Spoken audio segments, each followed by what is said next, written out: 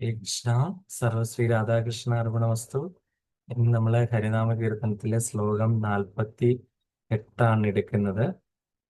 ധന്യോഹമെന്നുമിതി മാന്യോഹമെന്നുമിതി പുണ്യങ്ങൾ ചെയ്ത പുരുഷൻ ഞാനിതെന്നുമിതി ഒന്നല്ല കാൺകൊരു കൊടുങ്കാടുദന്തിമയമൊന്നിച്ചു കൂടിയതു നാരായണായ നമാം. അതായത് ഞാൻ വലിയ ധന്യനാണ്, ഞാൻ വലിയ അഭിമാനിയാണ് എന്നൊക്കെ, ഞാൻ ഒരുപാട് പുണ്യങ്ങൾ ചെയ്ത പുരുഷനാണ് എന്നൊക്കെ പറഞ്ഞ് ഞാൻ എന്ന് പറഞ്ഞ് ഒരുപാട് കാര്യങ്ങൾ നമ്മൾ ചെയ്യുന്നുണ്ട് അല്ലേ.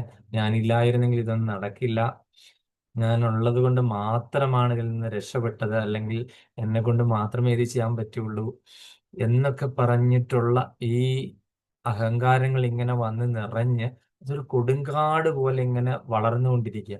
അപ്പൊ ആ കൊടുങ്കാട്ടിൽ ഒരു മതയാന ഉണ്ടെങ്കിലോ, ഒരു ഒരു ദന്തിയും കൂടി ആ കൂടെ വരുവാണെന്നുണ്ടെങ്കിലോ, മതയാനയുടെ പ്രത്യേകത എന്താണ്? അത് മതം കൊണ്ട് അത് ആ കാട് മുഴുവൻ ചവിട്ടി മെതിച്ച് നടക്കുന്ന ഒരവസ്ഥ. അങ്ങനെ ഒരു അവസ്ഥയിൽ കൂടിയാണ് അല്ലയോ നാരായണ ഞാൻ പൊയ്ക്കൊണ്ടിരിക്കുന്നത്. അല്ലെ, അതായത് ഞാൻ ചെയ്ത കാര്യങ്ങൾക്കൊക്കെ ചെറിയൊരു കാര്യം ചെയ്താലും ഞാനത് വലുതാക്കി പറയുന്നു.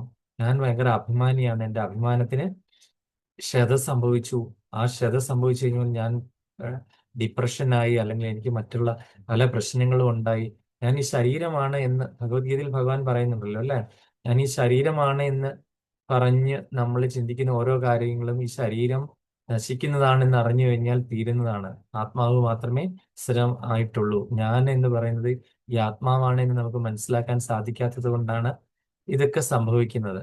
അപ്പൊ അങ്ങനെയുള്ള ഈ ഈ അഹങ്കാരം നിറഞ്ഞ ഈ ഒരു കൊടുങ്കാട്ടിൽ ഒരു ആന എങ്ങനെ നടക്കുന്നു, അതുകൂടെ കൂടി ഉള്ളപ്പം ഒരു ആന ഇങ്ങനെ മതിച്ചിങ്ങനെ നടക്കുന്നു. അപ്പൊ അതുകൂടെ കൂടി ഒന്നിച്ചു വന്നു കഴിഞ്ഞാലുള്ള അവസ്ഥ, അല്ലയോ ഭഗവാനെ എനിക്ക് ഓർക്കാൻ പറ്റുന്നില്ല. അപ്പൊ അതുകൊണ്ട് ഭഗവാനെ അവിടുന്ന് ഇതിനൊരു വഴി കാണിച്ചു തരണേ. അല്ലയോ ഭഗവാനെ, ഹരി, അവിടത്തേക്ക് നമസ്കാരം. ഹരേ കൃഷ്ണ.